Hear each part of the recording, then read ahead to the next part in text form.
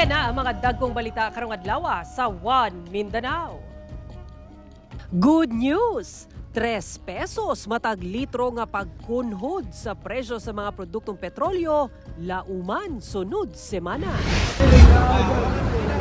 Usa ka abandonadong balay sa Cagayan de Oro City nasunog. Pagkasunog, gingong gituyo. Hugot nga seguridad gipatuman sa Davao City Overland Transport Terminal subay sa gilaumang pagdagsa sa mga pasahero.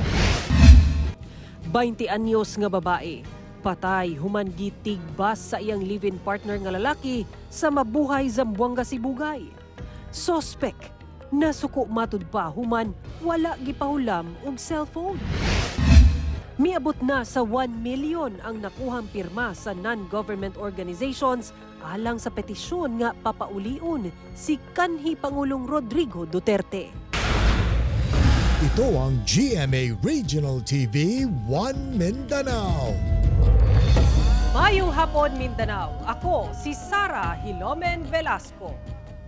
Good news alang sa mga motorista, ilabi na sa mga dunay biyahe karong Semana Santa kay anaa sa 3 pesos kada litro ang gilaumang pag-ubo sa presyo sa mga produktong petrolyo sunod semana.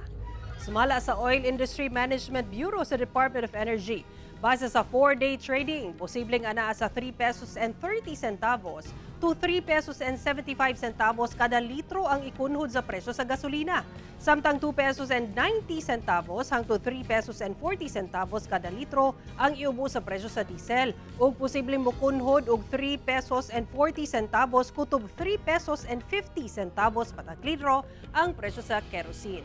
Kung madayon, kini na ang labing dako nga pagkunhod sa presyo sa mga produktong petrolyo sugad pa ni atong 2023. Ang mga pagkunhod sa presyo sa lana sunod semana posibleng tungod sa nagkataas nga tensyon sa Estados Unidos ug China nga moresulta sa pag-ubos sa demand sa krudo. Gilaumang pag-ubusab sa presyo sa krudo sa Saudi Arabia sunod bulan ug ang pagdaghan sa produksyon sa krudo sa Organization of the Petroleum Exporting Countries o OPEC. Mamahimo pa kining mausab base sa resulta sa trading karong adlaw. Nagpahimangno ang Davao City Overland Transport Terminal Management kalabot sa mga van nga iligal nga nagapamasahero gawa sa terminal. Atong sayro ng detalye niini sa live report ni Argil Relator. Argil. Sara gabisuhan sa pamunuan sa dikot ang mga pasahero nga dili gayud mosakay og mga van nga illegal nga nagapamasahero diha sa gawas sa terminal. Labi na karon giasahan ang pagdagsa sa mga pasahero nga biyaheng probinsya sugod karong weekend. Ingnan ang pasahero nga pasulod unta sa Davao City Overland Transport Terminal nga wala nay mobiyahe nga bus. Ing-ani matud pa ang sagad nga modus sa dispatcher og mga van nga illegal nga nagaparada sa kadalanan gawas sa dikot aron makadani og pasahero nga mosakay sa ilang van. Dugang pa nga pag-abot sa lugar nga pipila na lang ang pasahero, panaugon matud pa ang nahibiling mga pasahero sanglit dili na moderetso ang van sa ilauntang destinasyon. Kini ang gibutyag sa Dikot Management sa ilang mga nadawat nga reklamo labot sa mga van nga illegal nga nagapamasahero sa gawas sa dikot. It's either ginatago nila ang van nila pero na ay mga canvassers nga diha pa lang sa gawas ato ang terminal because our terminal is naka-fence man gyud na no. Ilaha kang duolon moingon na sila sa imo especially atong mga going to south nga naikating time ma'am ha. Ingnon ka ana nila nga wala na may bus diha. So diri na lang mo sakay sa ato ang van.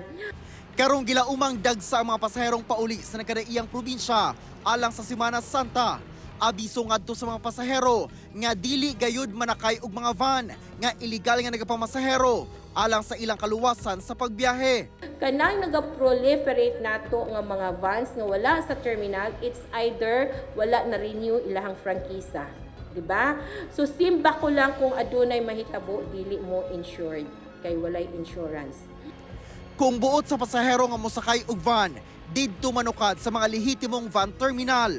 7 ang gila isip lehitimong satellite van terminals sa Davao City nga sagad ana agawas sa mga mall ug anaasab sa Tulip Drive. Samtang karong adlaw, anaa pa sa normal ang ihap sa mga pasahero. Hinoon, hugot nga seguridad ang ginapatuman. Gawas sa kapulisan ug Task Force Davao, sayo pa lang sa buntag, dunanay K9 dog ang gideploy nga naglibot sa tibuok terminal. 32 sab ka mga CCTV cameras ang 24/7 nga nakabantay sa mga aktibidad sa terminal. Sarag dugang sa Dikot Management nga mas maayo ang mga pasahero nga mag-book online og ticket aron nga dunagay receive seat sa ilang biyahe. Sara. Okay, daghang salamat, Argil Relator. Kapin 40 ka individual nga nagtambay lang sa usa ka parke sa Tagum City sa Davao del Norte ang giatake og putyukan. Ang detalye sa report ni John D. Esteban. Daling gidala sa ospital ang 43 ka individual human giatake og putyukan. Usa ka matang sa Wild Bee. Samtang anaa sa Energy Park sa Tagum City, Davao del Norte, Miyerkules sa hapon. Sumala ni Cheryl Cayaw na kuyapan ang iyahang pagumangkon dihang natusukan sa ikot sa putyukan, samtang ang iyahang anak na kuyapan sa pag-abot sa walay tambalanan. Sumala sa mensahe nga gipadala sa City Information Officer nga si Don C. sa GMA Regional TV1 Mindanao, luwas na ug na-discharge na ang 39 sa mga pasyente. Samtang as of 1 p.m. adlang Huwebes, nagpabilin pang nagapaayo ang upat. Gisiguro sab daw sa lokal nga paggamhanan nga mahatag ang mga hinanaling panginahanglanon sa mga pasyente. Sa inisyal nga investigasyon, base sa saysay sa nakakita, gilabayan matud pa og bato ang balay sa putyukan rason sa pag-atake sa maong mananap. Hinuon, nagpahigayon na ang City Agriculture's Office of Fogging Operation aron makontrol ang swarming. Among target yung karon is to conduct monthly monitoring, monthly spotting sa mga colonies, especially sa mga park. Kay risky mag siya nga place, especially pag matandog, no? Especially kung naapoy mga strong winds, mabali ang sanga, mahulog ang colony. So delikado gyud. Nagpahimang usab ang Tagum City Agriculture Office sa mga mobisita sa parke nga kung dunay makit ang balay sa putyukan, dili kinihilabtan kay dili ra sila mangunsa gawas kung matandog o mahilabtan. Kanang apis dorsata mo na ginatawag na pukyutan. This bee dagko ni siya sizes and ang behavior ani kuan gyud ni siya protective kay sa iyang colony. Once nga matandog nimo iyang colony, mo attack yun ni siya kay aggressive ni siya. Sumala sa Tagum City Health Officer, ang stinger o ikot sa putyukan, la. Ang venom maguna nanay content nga ginatawag nga histamine. So depende sa tao, na mga tao nga very allergic ana, depende pud sa kadaghanon sa stings. Kung isa lang, medyo mild. Kung daghan, depende na karon, posible nga maghubag, mag-swelling, magkatul ug sakit. Pero naay mga tao nga grabe ang reaction mo na ginatawag nga mag-anaphylactic reaction. Daghanan ana sa ilaha maglisod og ginhawa, mag-shock, magbaba ang blood pressure, mag-palpitate. Kinahanglan gyud na madala sa ospital. Ang first aid, limpyuhan ang hubag ug mag-apply og cold compress. Kung napagani ang stinger, gina-advise na mo nga script of dili siya gamitan og tweezer. Kay basin og damor nga mapinch na nimo, damor nga magawas ang iyahang venom nga nabilin. John D. Esteban, 1 Mindanao. Ato ng Sayro ng dugang pang mga balita sa Mindanao. Makauban nato si Cyril Chavez live sa Cagayan de Oro City. Cyril. Salamat, Sara. Patay ang 20 anyos nga babae sa mabuhay Zamboanga, Sibugay. Human gitigbas sa iyang live-in partner nga lalaki. Human wala matud pa kini gipahulam og cellphone.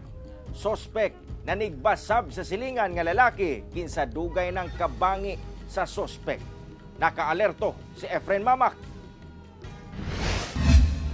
Sa viral video ni Malu Alforque Aldaya, makita kining usa ka lalaki nga nakasuot og green nga t-shirt nga nagkadugo human matud pa nanigbas gamit ang piko sa iyang 20 anyos nga live-in partner nga babayi sa balay niini sa barangay Abunda sa Mabuhay, Zamboanga, Sibugay pasado alas 9 sa buntag adlong Huwebes. Gani makita pa ang babaeng biktima nga dunay mga samad tinigbasan sa ulo nga gilayong gitabang sa mga residente. Gidayungan sad nila kini aron madala sa ospital apan gideklara gihapon kining dead on arrival. Matud sa kapulisan, ang 27 anyos nga suspect gikan matud pa nag-inom sa iyang higala sa maong lugar. Dayon miuli kini sa iyang ka-live-in aron mohulam og cellphone apan wala daw kini gipahulam hangtod nga nagkalali sila og nanigbas ang maong suspect. Lumapit siya sa asawa niya para manghiram ng cellphone and then hindi siguro pinahiram, nagkaroon sila ng konting pagtatalo. Habang nagtatalo sila, etong ating suspect ay kumuha ng piko at hinampas po yung ating biktima, yung kanyang live-in partner na hinampas po sa ulo. Apan diyang nawad-an og panimuot ang babaeng biktima, miadto sab ang maong suspek sa silingan niini nga lalaki og nakiglalis hangtod nga nagtinigbasay sab ang duha. Samdan sa lawas ang 30 anyos nga lalaking silingan, apan ang maong suspek dali matud pa nga misibat human misukol ang maong lalaking biktima. Karoon naman siya ng parang pagtatalo sa kanyang kapitbahay na lalaki wherein pag-alaman na meron pala silang personal na issue na prior. Nanlaban yung kanyang kapitbahay doon sa ating suspect. Tapos nung nanlaban naman siya, tumakas na yung suspect natin. Hinuon misurrendera ang suspek atol sa pagresponde sa kapulisan. Ginaberipika pa sab sa PNP kung dunay ka video call ang babaeng biktima nga giselosan sa suspek kung ngano wala kini gipahulam og cellphone. Tinitingnan ng investigator, sir, yung part na yan, sir, kung may totoo bang merong pa-video call yung ating biktima. Posibleng mag-atubang og kasong homicide ug frustrated homicide ang maong suspek kisa wala pa miluwat og pahayag. Ginasulayan pa sab sa GMA Regional TV1 Mindanao nga makuhaan og pahayag ang kabanay sa biktima. Kauban si Gary Balantayog, Bong Vicencio, Efren Mamak, 1 Mindanao. Tulog ka pulis sa Davao Oriental ang nagpositibo sa illegal nga droga. Sumala sa Police Regional Office 11 usa ka police staff sergeant, corporal ug patrolman nga na-assign sa Provincial Intelligence Unit o Provincial Mobile Force Company ang nagpositibo sa random drug test. Subay sa proseso, gipailawom sa restrictive custody among mga pulis kinsa mag-atubang og kasong administratibo. Wala na sila miluwat og pahayag. Matod sa PRO 11, seryoso sila sa paglimpyo sa ilang hanay aron masigurong walay masagol nga nalambigit sa illegal nga pinuhatan. Ito ang GMA Regional TV 1 Mindanao. Usa ka abandonadong balay sa Barangay Nazareth sa Cagayan de Oro City ang gilamoy sa kalayo. Usa ka lalaki ang giingong nakit-ang migawas sa mong balay, una pa miulbo ang kalayo. Ano ang report ni James Paulo Yap? Nabulabog sa usa ka dakong sunog ang 10th Corner 16th Street sa Barangay Nazareth sa Cagayan de Oro City pasado alas 5 sa hapon adlawng Huwebes.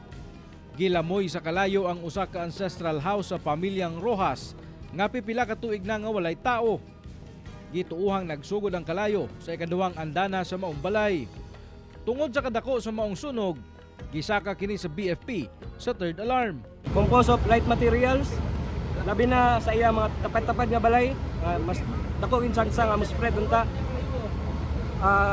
Tungod po sa atong positioning sa atong mga fire truck, wala gid sa naka higayon og spread dito maayo. Apan sumala sa tigdumala sa maong ancestral house, nga aduna kunoy usa ka lalaki nga ilang namatikdang migawas gikan sa ikaduhang andana sa balay, una pa man miulbo ang kalayo. Nako na nilayat dito kay naaman yung kwarto dito sa likod kapit. Na nako na nilayat dito sa likod padulong ilang bilyaran nga. Una pa nahitabo ang Ayat ni siga ni. Dili lang kita ko kakasapon ang kuan dire. Atong una na ako nasapon pero wala lang kita ko nadakpan. Ug daw ang maong ancestral house samtang damay sab sa maong sunog ang usa ka balay nga partially damaged. Hinuon walay natala nga nasamdan sa maong hitabo. Apan usa ka lalaki ang naglisod pagginhawa. Hinuon daling natabang sa mga medical personnel. Kani nga balay wala si kuryente. Mo na mo butang pod nga anggulo. Ginasubay pod namo. Isagid ang other reasons ani. Ako si James Paulo Yap, 1 Mindanao. Usa kay gituuhang vintage bomb ang gi-turnover sa usa ka nagapamalit og scrap metal ngadto sa kapulisan.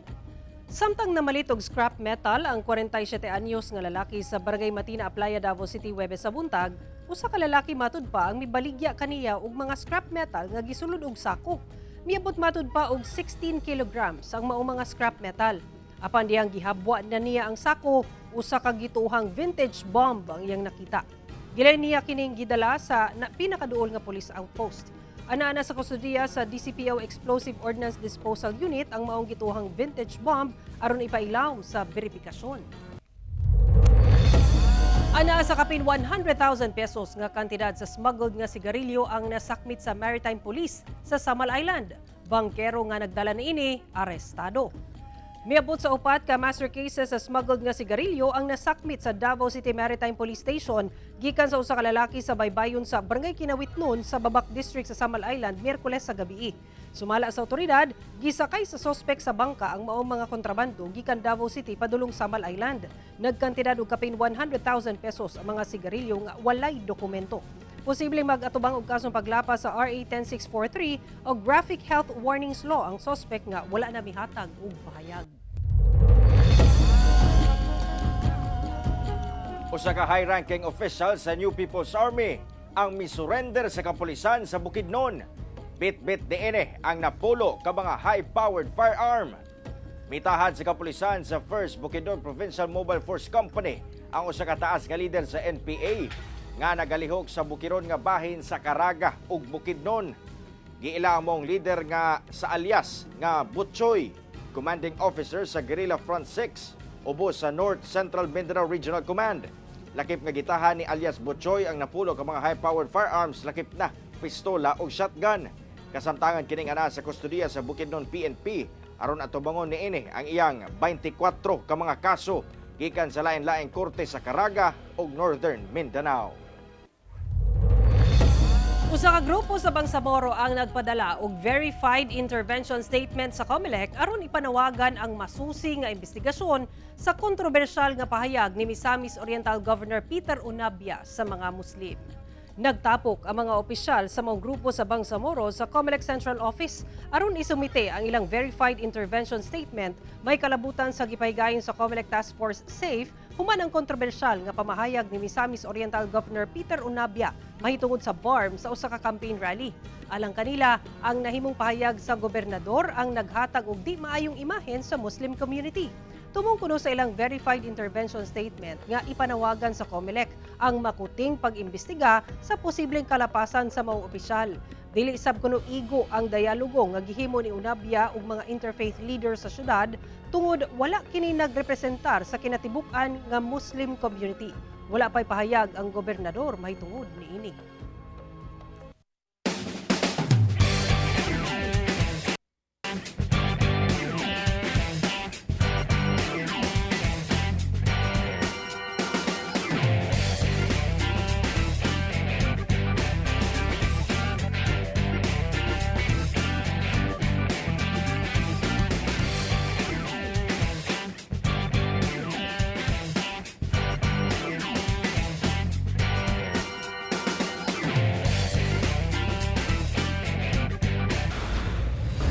Ito ang GMA Regional TV 1 Mindanao.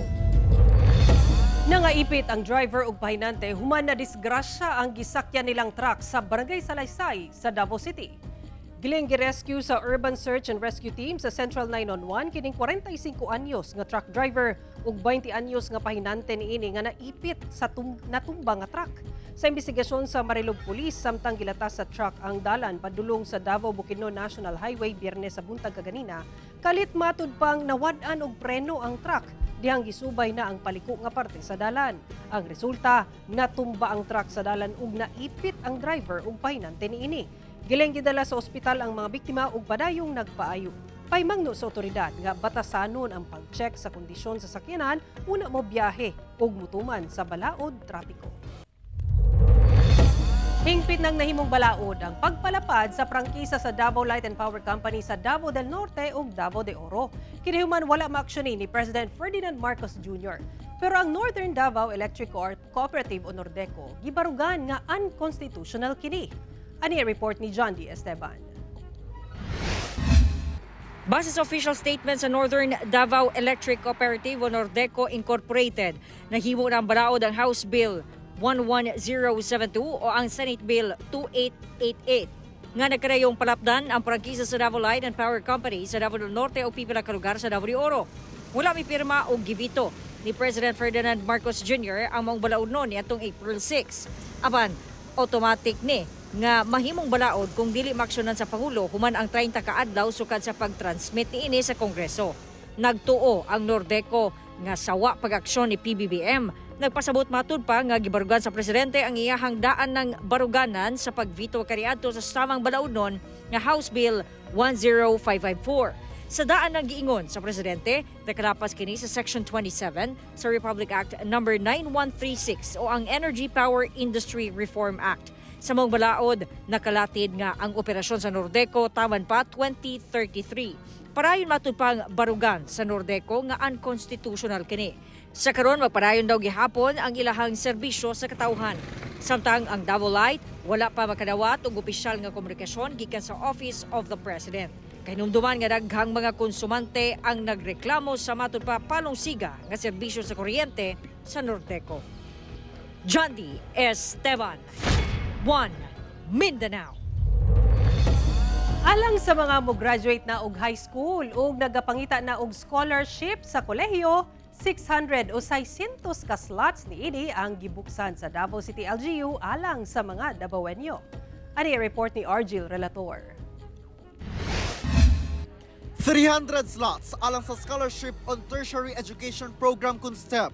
100 slots alang sa Technical and Vocational Skills Training Program. 100 slots sub alang sa Financial Assistance alang sa lumad children. Ug 100 slots alang sa Educational Assistance sa persons with disability. Suma total, 600 kadugang scholars ubos sa Educational Benefits System Unit kun EBSU sa LGU Davao ang dawaton alang sa sunod nga school year. Ang maong ihap, doble kung itandi sa slot sa miaging tuig. Mamahimong mupili og private schools sa Davao City. Dili pwede ang state universities sangli tagapatuman na og free tuition. Dunay priority courses ubos sa teacher education, information technology education, health profession education ug social sciences. Sa Medical Education Assistance Program, natay 360,000 per year, no? Bali 140 ba na? 140 per sem, no? Tapos sa law school po nato natay 58,000 per sem. Lakip sa requisitos ang Certificate of Residency, Certificate of Indigency, Good Moral Character, Income Tax Return sa ginikanan o Certificate of Tax Exemption gikan sa BIR ug uban pa. Ang mag-apply, walay problema na. Basi kinsa pwede mo apply basta qualified. I-submit ninyo ang inyong mga document.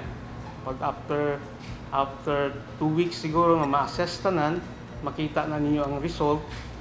Magsugod ang online registration sa April 21. Mupailawom sa assessment ang aplikante, diin doon na sa ipahigayon nga pre-qualifying interview. Kauban si Melchor Awing sa kamera. Ako si Argil Relator. One Mindanao. Ug mao kato ang mga ulahing balita sa Mindanao karong adlaw. Mamahimo ninyo kini makita pag-usab pinaagi sa pagbisita sa official website sa GMA Regional TV o bisitaha ang among official YouTube channel ug i-click ang subscribe button para sa pinakaulahing balita. Daghang salamat sa atong mga kapuso sa Mindanao nga nagalantaw kanamong sa atong mga kapuso abroad. Padayon lang sa pagtutok sa mga lokal nga balita matag adlaw tungod sa GMA Regional TV, Local News Matters. Kami ang GMA Regional TV 1 Mindanao, tibok persa para sa mas na komisyon ug mas halapad nga pagserbisyo sa nasod. Happy weekend mga kapuso ug mag-amping kita kanunay.